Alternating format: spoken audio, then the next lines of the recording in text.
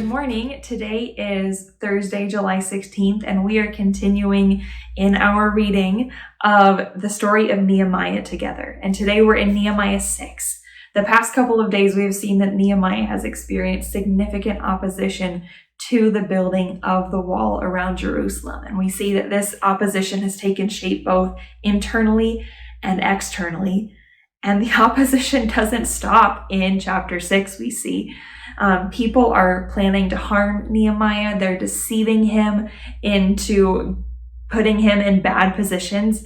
And it just seems like Nehemiah cannot catch a break.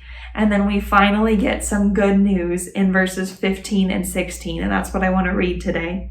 Nehemiah says, "So on October 2nd, the wall was finished, just 52 days after we had begun. When our enemies and the surrounding nations heard about it, they were frightened and humiliated. They realized this work had been done with the help of our God." I want to read that last sentence one more time and pay close attention to the words. They realized this work had been done with the help of our God.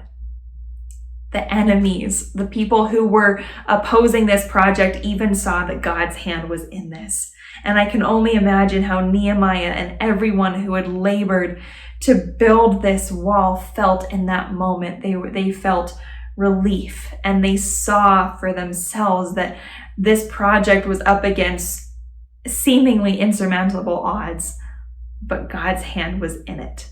And there's a couple things that I think we ourselves can take away from this story too, from what Nehemiah lived through in this time. And the first thing is that Nehemiah listened to what God was calling him to do. Now, a couple days ago, I said that God had made you up for a specific purpose, and he's calling you to do something even today. So listen to what he might be calling you to do.